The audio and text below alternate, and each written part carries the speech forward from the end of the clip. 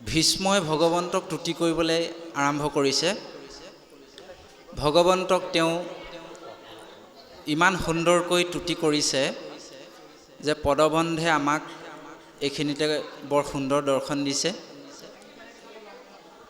ভকত বৎসল কৰোণা সাগৰ কৰা অগতিৰ গতি, হে প্ৰাণকৃষ্ণ তোমাৰ চৰণে সততে থাকুক ৰতি।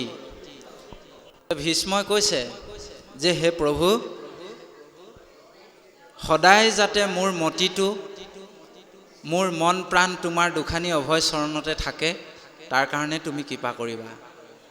চাওকচোন বাৰু, তেওঁ আৰু পুনৰ প্ৰাৰ্থনা কৰিছে যে কোনো অনুগ্ৰহ নকৰিলা মোক ভকত বৎসল তুমি, কৃষ্ণৰ পৰম উপকাৰ কৰি কান্দিলত হুমহুমেই। ভগৱন্তৰ সেই কৃপাৰ কথা তেওঁ জানিব পাৰি বহুত দুখ কৰি শোক কৰি কান্দিছে আৰু কৈছে, প্ৰভু যলৈকে নাযাওঁ কিয়, য'তেকি নাথাকোঁ কিয়, তোমাৰ দুখানি অভয় চৰণৰ দাস যাতে হৈ থাকিব পাৰোঁ, তাৰ কাৰণে তুমি কৃপা কৰিবা। এই ব্যৱস্থাটো আপোনাৰ মোৰো হ'ব লাগিব দেই। আপুনি মই মনুষ্য হিচাপে জন্মগ্ৰহণ কৰিছোঁ, যদি ইহজন্মত ভক্তি কৰি ভগৱন্তৰ ধামলৈ যাব নোৱাৰোঁ, কৰ্মফলে যদি ক'ৰবাত জন্মও হওঁ, আপোনাৰ মোৰ প্ৰাৰ্থনাটো কি হ'ব লাগিব যে হে প্ৰভু, কৰ্মফলে য'তে ত'তে জন্ম দিলেও, জন্ম হ'লেও তোমাৰ দুখানি চৰণত যাতে মোৰ ভক্তিকণ থাকে, তাৰ কাৰণে তুমি কৃপা কৰিব লাগিব, হয়নে? কুকুৰ মেকুৰী হৈ পেলাই যদি জন্মগ্ৰহণ কৰোঁ, তেনেহ'লে ভকতৰ গৃহতে যাতে জন্ম দিয়া, যাতে তোমাৰ নাম অকণমান শ্ৰৱণ কৰিব পাৰোঁ, এই ব্যৱস্থাটো ৰাখিব লাগিব আপুনি মই। এনেধৰণে নিষ্কাম আৰু পবিত্ৰ ভাৱনা লাগিব দেই। আমি ভগৱন্তক স্বাৰ্থত ভাল পাব নালাগে, স্বাৰ্থত বেপাৰীয়েহে ভাল পায়, হয়নে নহয়? সেইকাৰণে যিজনে স্বাৰ্থত ভগৱন্তক ভাল পায় সেইজনক বেপাৰী বুলি কৈছে, ভকত নকয় তেওঁ। আপোনাক মোক কৈছে আমি মা দেউতাক নিস্বাৰ্থভাৱে ভাল পাওঁ, হয়নে নহয়? ঠিক তেনেকৈ ধৰণে ভগৱন্তকো নিস্বাৰ্থভাৱে ভাল পাব লাগিব, যে আমি তেওঁৰ সন্তান, তেওঁৰ অংশ, হয়নে? তেওঁক কি দিয়া নাই, সকলো দিলে আমাক, আপোনাক।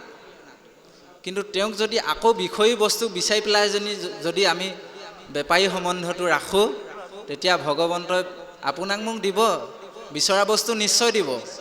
তেওঁক সেইকাৰণে কৈছে মই আছোঁৱে হৃদয়ত, সেইকাৰণে। কিন্তু বিনাশী বস্তু দিলে আপুনি সেই অবিনাশী বস্তুৰ পৰা আঁতৰি থাকিব লাগিব। এইটোৱে হৈছে ইয়াৰ দৰ্শন, হয়নে? ভগৱন্তক যেতিয়া আপুনি মই নিষ্কাম ভাৱনা, নিষ্কাম ভকতি কৰিম, তেতিয়া তেওঁ আপোনাক মোক অবিনাশী ফল দিবলৈ আৰম্ভ কৰিব। অবিনাশী ৰত্ন, যি তেওঁৰ পৰম অমৃত, যিবিলাক অৱদান, সেইবিলাক দিবলৈ আৰম্ভ কৰিব, হয়নে?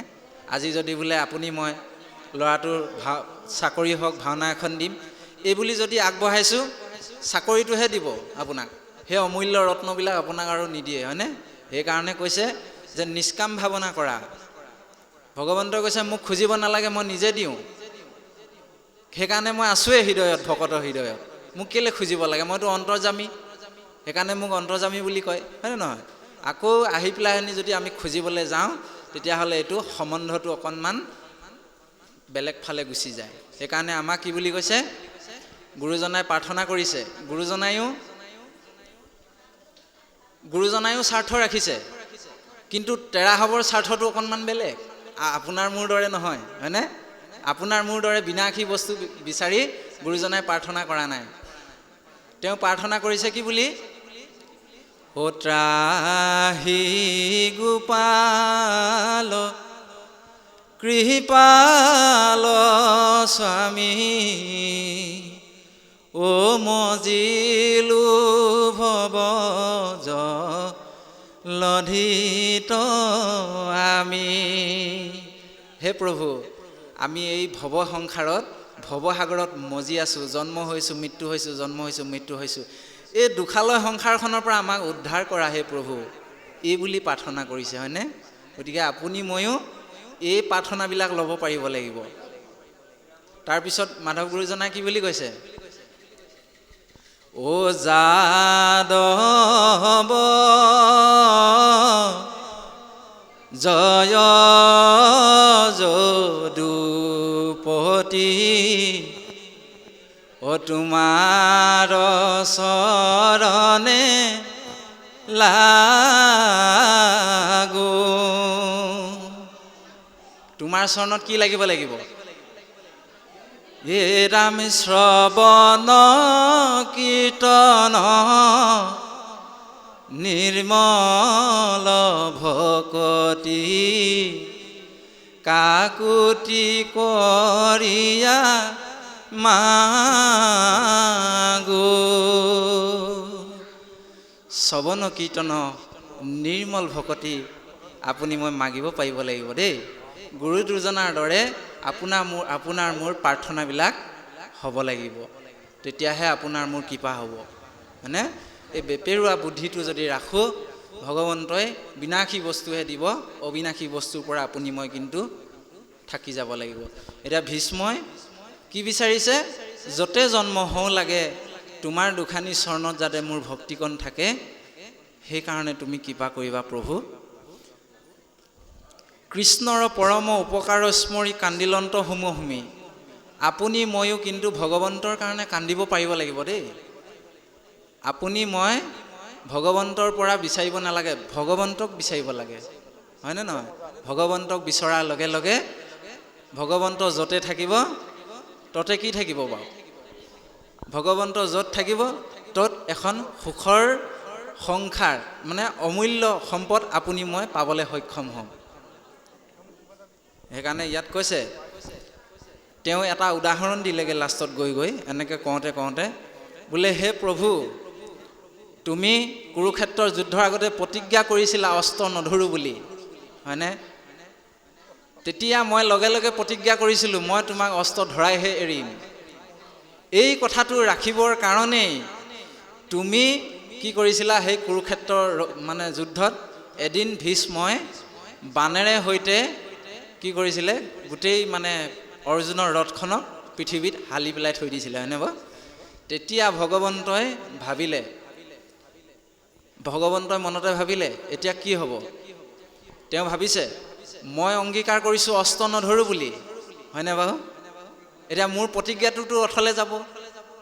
এইপিনে ভীষ্ম তেওঁৰ ভকতে প্ৰতিজ্ঞা কৰি থৈছে অস্ত্ৰ ধৰাম বুলি, হয়নে বাৰু? এতিয়া কাৰটো ৰাখিব ভগৱন্তই? এনেকৈ চিন্তা কৰিয়ে লাষ্টত এইখিনিতে বৰ মানে সুন্দৰ দৰ্শন দিলে যে তেওঁ এনেকৈ থাকোঁতে ভগৱন্তই ভাবিলে লাষ্টত, মই যিটো কৰিছিলোঁ মোৰ কথাটো বাৰু থাকক, কিন্তু মই যিহেতু ভকতৰ দাস, সেইকাৰণে মই ভকতৰ কথাটো ৰাখিব লাগিব। সেইকাৰণে ভকতৰ প্ৰতিজ্ঞাটো ৰাখিবৰ কাৰণে তেওঁ কি কৰিছিলে? অস্ত্ৰ তুলি লৈছিলে হাতত, হয়নে বাৰু? চাওকচোন বাৰু, তেওঁ নিজৰ যিটো প্ৰতিজ্ঞা সেইটো ত্যাগ কৰি দিছে ভকতৰ কাৰণে, হয়নে বাৰু? তেতিয়াহ'লে চাওকচোন তেওঁ কিমান কৃপালু। তেনেহ'লে আপোনাক মোক কৃপা নকৰিব নি? তেওঁ সেইসকলক যদি উদ্ধাৰ কৰিছে, পাপী অজামিলক যদি উদ্ধাৰ কৰিছে, আপোনাক মোক কি উদ্ধাৰ নকৰিব নি? হয়নে? আপুনি ময়ো এনেধৰণে কিন্তু সৎসংগ ভকতৰ সংগ ল'ব পাৰিব লাগিব, তেতিয়া আপোনাৰ মোৰ ভগৱন্তই কৃপা কৰিব। এনেকৈ কৰোঁতে তেওঁ ক'লেগৈ লাষ্টত, আপোনাতো কৰি ভকতক স্নেহ জানিলোঁ তাক সম্প্ৰতি, আন নবাঞ্চুহু ঐ বন্ধু মাধৱ তুমি হৈবা মূৰ গতি। মই বেলেগ বিচৰা নাই, কেৱল মাত্ৰ তোমাৰ ভকতিহে বিচাৰিছোঁ হে প্ৰভু। এক হাতে চাত বাৰী আউৰ হাতে ধৰি আছা বাঘ জৰি, অযোগ্য কৰ্মকো কৰি অৰ্জুনৰ আশা ৰথ ৰক্ষা কৰি, হয়নে? আপুনি ময়ো মনে মনে ভাবি থাকোঁ, মই কৰিলোঁ কাৰণেহে হ'ল, হয়নে? মই যোৱা কাৰণেহে হ'ল, মই নোযোৱা হ'লে আজি অনুষ্ঠানেই নহ'লহেঁতেন, হয়নে? মই অহংভাৱটোত থাকোঁ আমি, কিন্তু এইটো মিছা কথা দেই। ভগৱন্তই ইচ্ছা নকৰিলে, কৃপা নকৰিলে আপুনি মই একো কৰিব নোৱাৰোঁ। বোলে উদাহৰণটো কি? উদাহৰণটো এইটোৱেই, এতিয়া আমি জন্ম হৈছোঁ, হয় নহয়? আপোনাৰ মোৰ যি দৃষ্টিশক্তি আছে সেয়া ভগৱন্তই দিছে, নহ'লে জন্ম হৈ দেখোন কিছুমানে দেখি পায়, কিছুমানে দেখোন নেদেখে, হয়নে নহয়? কিছুসকলৰ কাণৰ শ্ৰৱণ শক্তি নাথাকে, একেইটো জন্ম হৈছে, কিন্তু তেওঁলোকৰ শ্ৰৱণ শক্তি নাই, হয়নে নহয়? সেইকাৰণে আমাক ভগৱন্তই কৃপা কৰাৰ কাৰণেহে এনেকুৱা এটা সুন্দৰ মই শৰীৰ পাইছোঁ। সেইকাৰণে কোৱা হৈছে যে এই কথাটোকে ভীষ্ময়েও উনুকিয়াই আছে যে ভগৱন্তৰ কৃপাৰ বিনা কোনো জীৱ কেতিয়াও তৰণ হ'ব নোৱাৰে। ঈশ্বৰৰ ইচ্ছাৰ বিনাত কোনো জীৱ কেতিয়াও ভগৱন্তৰ ধামলৈ গতি কৰিব নোৱাৰে। এই কথাটোকে বৰ সুন্দৰকৈ কৈ আছে।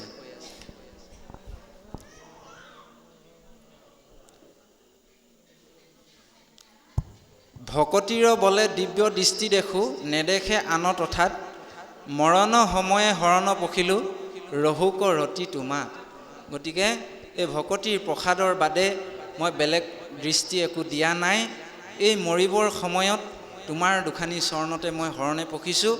গতিকে তোমাৰ দুখানি চৰণতে যাতে মোৰ ভকতি ৰতি হৈ থাকক, তাৰ কাৰণে তুমি কৃপা কৰিবা বুলি এনেধৰণে তেওঁ প্ৰাৰ্থনা কৰিছে।